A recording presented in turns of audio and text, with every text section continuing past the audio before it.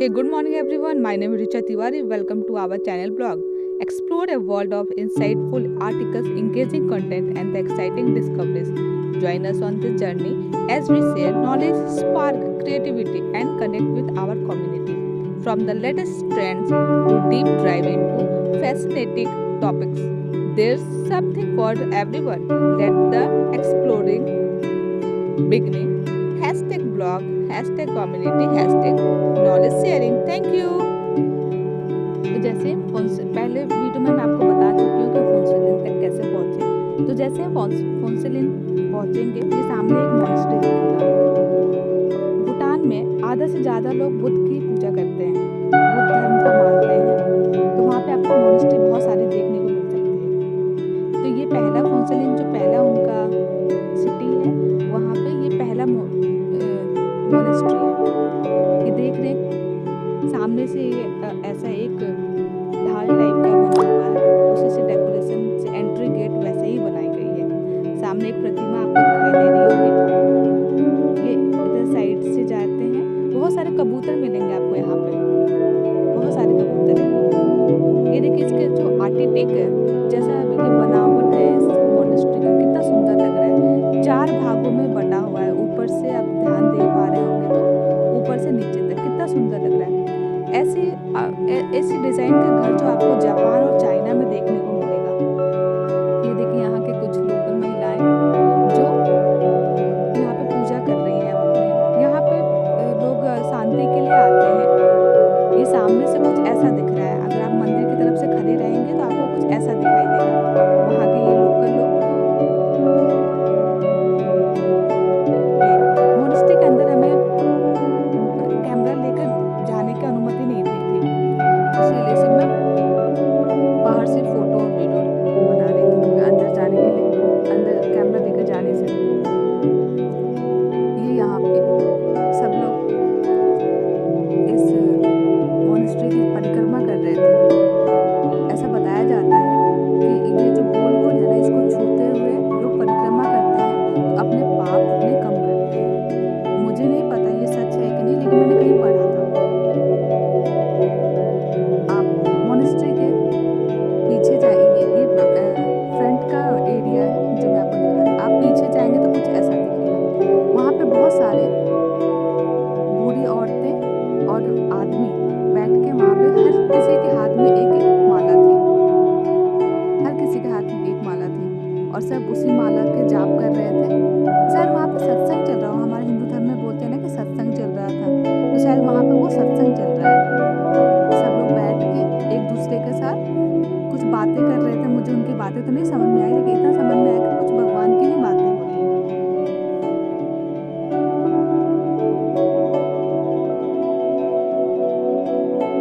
ये देखिए, ये माला, ये इस माला के साथ ये लोग जाप कर रहे थे।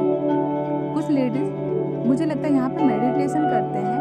ये बुद्ध की जो पूजा करते हैं ना, जो लोग बुद्ध को मानते हैं, वो मेडिटेशन पे बहुत बिलीव करते हैं। वो हमेशा मेडिटेशन में ही लगे रहते हैं। उनका मानना है कि मेडिटेशन से अंदर की जो नकारात्मक शक्ति होती है वो खत्म होता है।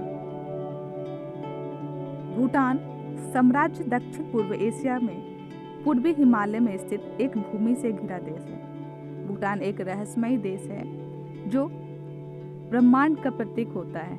कई लोगों का यह मनमोहक और सीधे तौर पर एक परी कथा जैसा लगता है। भूटान को एक छिपा हुआ गहना क्या बनाता है। यहाँ भूटान के बारे में कुछ रोचक तत्व मैं आपको बता रही हूँ, आपके साथ शेयर कर रही हूँ भूटान के बारे में फैक्ट। विश्व एकमात्र कार्बन नेगेटिव देश। भूटान दुनिया का एकमात्र कार्बन नकारात्मक देश है, जिसका अर्थ है कि जितना कार्बन डाइऑक्साइड पैदा करता है उससे अधिक अवशोषित करता है। हाल के वर्षा में लजाऊ लकड़ी का संग्रह और औद्योगिक विकास भूटान के लिए एक गंभीर मुद्दा रहा है, क्योंकि इनके परिणाम स्वरूप प्रदूषण होता है और सालाना लगभग 2.2 मिलियन टन कार्बन डाइऑक्साइड का उत्सर्जन होता है। लेकिन इसके हरे भरे जंगलों के लिए धन्यवाद, जो कार्बन सिंक के रूप में कार्य करते हैं और अधिकांश कार्बन डाइऑक्साइड को अवशोषित करते हैं। 1970 के दशक में दुनिया से सबसे अलग थलग था। भूटान पूरी तरह से दुनिया से अलग था जब मीडिया को नए राजा के राज्याभिषेक को कवर करने की अनुमति दी गई थी। उनकी स्थापना के लिए 64 ईयर बाद भूटान में टेलीविज़न सेट 1990, मेरा बर्थ जो है 1992 है, लेकिन यहाँ पे 1990 से पहले ही आ गए थे। अब क्या यह भूटान के बारे में एक दिलचस्प कहानी है? क्या कहानी नहीं, एक लाइन है। अगर आपको और जानना है मैं तो और आपको बताती हूँ। भूटान में कोई ट्रैफिक लाइट नहीं है। पहाड़ी क्षेत्र में तीव्र मोड़ और भूटान की सड़कों एक खतरनाक साहसिक कार्य है। इन सड़कों पर गाय भैंस जैसे जानवरों के झुंड खुलेआम घूमते हुए पाए जा सकते हैं। यहाँ तक कि लोग बीच रास्ते में रुककर एक दूसरे का अभिवादन भी करते हैं। हालांकि भूटानी बहुत धीरे और सावधानी से गाड़ी चलाते हैं, इसलिए ट्रैफिक लाइट की आवश्यकता ही नहीं है। राजा ने लोकतंत्र के लिए सिंहासन त्याग दिया। गंदी राजनीति और भ्रष्टाचार इस दुनिया में शीर्ष पर बने रहने के लिए भूटान के राजा जिग्मे शिएगे वांगचुक की ऐसी निस्वार्थता देखना आश्चर्यजनक भी है और प्रेरणादायक भी है। उन्हें इस तत्व का एहसास हुआ कि भूटान में हमेशा एक अच्छा और ईमानदार राजा नहीं हो सकता है, इसलिए उन्होंने लोकतंत्र का समर्थन किया और 2005 में संविधान के स्थापना के साथ चुनाव हुए। इस प्रकार भूटान संवैधानिक राजतंत्र में परिवर्तित हो गया। भूटान के बारे में और भी अगर आपको बातें जाननी मैं अभी और बताती हूँ। खुशहाली जीडीपी पर हावी है, ऐसा आप सोच सकते हैं? हाँ, आपने इसे सही सुना। भूटान जीडीपी को आर्थिक वृद्धि और विकास का संकेतक नहीं मानता है।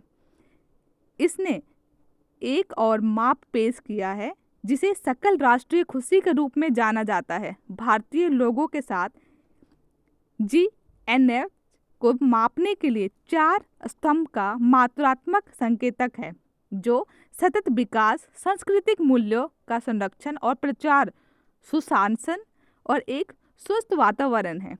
यह निश्चित रूप से भूटान के बारे में एक सुखद तत्व है। भूटान ने प्लास्टिक को ना कहा। भूटान में प्लास्टिक बैंड है, तभी आप ये जो दृश्य देख पा रहे हैं ना, उसकी वजह से कितना स्वच्छ है यहाँ पे। देख रहे हैं आप, इन्वायरमेंट कितना साफ सुथरा है। एक आपको कागज, एक बिस्किट के रैपर तक नहीं दिखाई देगा पूरे भूटान में। अगर ऐसा नहीं होता, अगर प्लास्टिक यूज होता तो शायद इतना साफ सुथरा नहीं होता। अगर आपको भूटान जाना है तो अगर आप वहाँ पे रुकना चाहते तो एक दिन में ये लोग 1200 पर पर्सन चार्ज करते हैं वहाँ पे रुकने के लिए। भूटान में सोना सस्ता है, पेट्रोल भी सस्ता है, लेकिन सोना आपको कैसे मिलेगा? सोना आपको लेने के लिए भूटान में एक दिन उन्हीं के होटल में स्टे करना होगा, उन्हीं का गाइड लेना होगा। उसके बाद जो आपकी जो भी करेंसी है, आप जिस भी कंट्री से, उसमें अपनी करेंसी को डॉलर में कन्वर्ट करना होगा। उसके बाद आपको सोना मिलेगा। ये देखिए कितना सुंदर लग रहा है, देख के मन ऐसे खुश हो जा रहा है। एक और मैं आपको बात बताती हूँ भूटान के बारे में। केवल 8 पायलट ही पारो हवाई अड्डे के लिए उड़ान भरने के लिए योग्य है। पारो को पूरी दुनिया में उतरने के लिहाज से सबसे खतरनाक एयरपोर्ट के तौर पर जाना जाता है। और क्या, इसके 8% पायलटों को ही ऐसा करने की अनुमति है। यदि आप भी पारो में उतरते हैं तो अपने आप में अनोखा होगा। सार्वजनिक स्थानों पर धूम्रपान नहीं। नए साल पर जन्मदिन। आखिरी आप किसी करीबी का जन्मदिन कब भूलते हैं? सौभाग्य से भूटानियों का यह समस्या नहीं है। भूटान के बारे में यह बात जो काफी दिलचस्प है कि ये नए साल के दिन सभी नागरिक आधिकारिक और सारे लोग बर्थडे मनाते हैं। यदि लोग अशिक्षा या किसी अन्य कारण से अपना जन्मदिन भूल जाते हैं तो सब लोग एक दिन नए साल के दिन जश्न मनाते हैं, अपने बर्थडे के दिन। विश्व की सबसे ऊंची बिना चढ़ाई वाली चोटी भूटान में ही है। राष्ट्रीय पशु गाय है। रुको, नहीं, शायद बकरी है, मुझे कंफर्म नहीं है। किसी भी चीज को मारना गैर कानूनी है भूटान में। तो ये, और भूटानी के लोगों को पता है आपको मसाला बहुत पसंद आता है।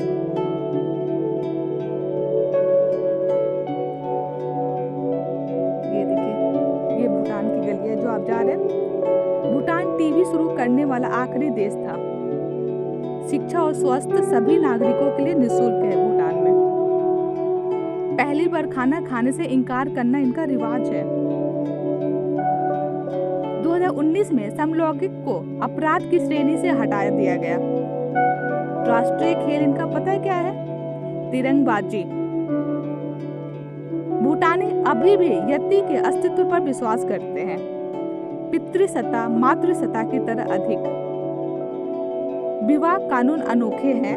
भूटान में बहुविवाह की अनुमति है। भूटान के चौथे राजा जिग्मे सिंगे वांगचुक इनका प्रसिद्ध उदाहरण है। उन्होंने 4 बहनों से शादी की है। हालांकि समय के साथ भूटान में बहुविवाह अस्तित्वहीन होता जा रहा है। हालांकि पुण्य विवाह और तलाक आमतौर पर बढ़ते जा रहे हैं, और शहरों की तरह और देशों की तरह। जो भूटानी होते हैं ना, अपने राजा को बहुत प्यार करते हैं। आप भूटान में जाएंगे ना, सबके कपड़ों के ऊपर ना राजा का टैग होता है, मतलब एक बैच होता है, माफ कीजिएगा, टैग नहीं बैच होता है। वो अपने राजा का बैच ही पहनते हैं, और वो अपने ही जो ड्रेस होता है उनका लोकल ड्रेस वही पहनना पसंद करते हैं।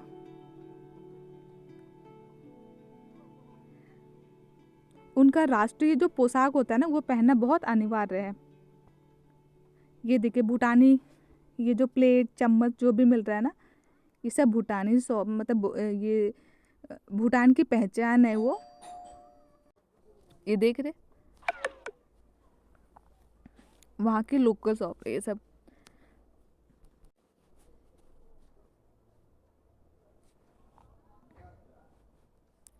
अब इसी जहाँ से हमने एंटर किया था वहीं से हम बाहर भी जाएंगे, एग्जिट भी करेंगे। ये देखिए, अभी ये देखिए वो मोनेस्ट्री आपको लेफ्ट हैंड साइड में दिख रहा होगा। ये कुछ ऐसा है।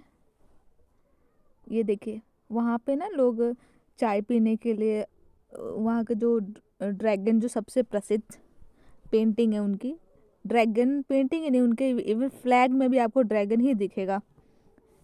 और ड्रैगन इसलिए कहते हैं, वहाँ पे ठंडर बहुत आता है। जब बारिश होती है ना तो बहुत ठंडर होता है, बहुत अजीब, इतना खतरनाक ठंडर होता है कि हम अगर हासीमारा में रहते तो हमें भी सुनाई देता है वहाँ का ठंडर, इतना ज़बरदस्त ठंडर होता है। इसलिए शायद ड्रैगन, इसीलिए उनको ड्रैगन, उसकी वजह से ड्रैगन कंट्री नाम रखा गया है इसका। ये एक लोकल शॉप थी, वहाँ पे ये सारे जो हम रोज़ यूज़ करते हैं, ईयरिंग और नेकलेस, गले का, और ये सब छोटी मोटी चीज़ें, टैग वगैरह, ये देख रहे हैं आप, ये सब सारी चीज़ें मिल रही थी वहाँ के लोकल शॉप में। और ये जिनको पसंद होगा उनके लिए, ये अल्कोहल वहाँ पे बहुत अच्छी मात्रा में मिलती है। आप कहीं भी ले सकते हैं, कहीं भी बैठ के पी सकते हैं, कोई मना ही नहीं है। तो अल्कोहल वहाँ पे बहुत बिकता है। ये देखिए, ये भूटानी अल्कोहल है, अगर जिनको पसंद है उनके लिए तो मज़े ही मज़े हैं। ये देखिए कितनी वैरायटी है इनके पास। ये वुडन का जो ग्लास रखा हुआ है कितना सुंदर लग रहा था मुझे। इनकी कलाकारी बहुत पसंद है। ये देखिए कितने सज्जे, कुछ भी ये कितने तरीके से करते हैं, हर एक चीज़ का तरीके से करते हैं। अभी खुशहाल देश का इसलिए खुशहाल है क्योंकि इनकी जो भूटान देश है बहुत छोटा सा है, और सबने सुना ही होगा छोटा परिवार सुखी परिवार, तो वही है, छोटा सा भूटान है, खुश रहते हैं सब लोग, अपना काम करते हैं, कोई लड़ाई झगड़ा नहीं, कोई गाली गलौज नहीं, आपस में खुश रहते हैं वो। इतना प्यारा देश है ना, इतना प्यारा देश है, आप सभी को एक बार जरूर आना चाहिए यहाँ पे।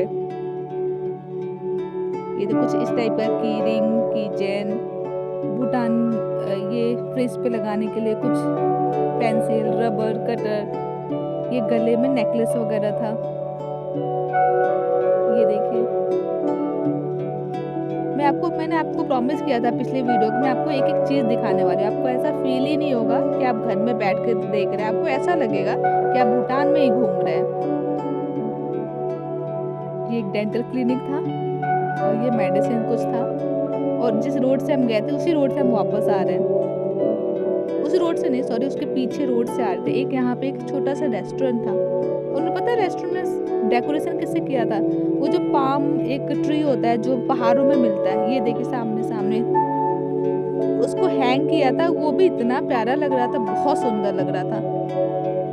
और आप कहीं भी देख लें, आपको प्लांट जरूर दिखेगा। ये इतना प्लांट लगाते हैं, प्लांट की वजह से इतनी हरियाली, इतना सुंदर इनका देश है, सिर्फ और सिर्फ प्लांट। भूटानीज को पहले पहले भूटान देश में पहले कोई आता भी नहीं था, इन्होंने परमिशन नहीं दिया हुआ था किसी को ट्रैवल के लिए, आने के लिए अनुमति नहीं दिया था पहले, जिसके बस इसी डर से कि हमारा कहीं देश गंदा ना हो जाए। अब देखिए हम बाहर आ गए, ये एग्जिट गेट है, एग्जिट से होते हुए मैं फिर से जयगांव में पहुंच चुकी हूँ। ये देख रहे हैं, ये है जयगांव, और यहाँ पे कुछ टॉय और कुछ ऐसे की रिंग वगैरह बिक रहा था। वहाँ से होते हुए जयगांव के ये रास्ते से हम वापस आते हैं। और मैं पहले आ चुकी थी और मेरे हस्बैंड और मेरी बेटी वहीं रह गए थे। फिर उन्होंने मुझे कॉल किया, मेरी बेटी का डॉक्यूमेंट मेरे पास रह गया था, फिर दोबारा कॉल किया, फिर मैं दोबारा गई वहाँ से, फिर दोनों को लेकर आई। अगर आपको मेरा वीडियो अच्छा लगा हो, कुछ भी आपको इसमें सीखने के लिए मिला हो, तो प्लीज़ इसे सब्सक्राइब कर दीजिएगा। अगर आप मेरे चैनल पर नए हैं तो सब्सक्राइब कर दीजिएगा, 2 लोगों को शेयर कर दीजिएगा, और जैसा भी लगा, अच्छा लगा बुरा लगा, मुझे कमेंट करके ज़रूर बताइएगा। Thank you.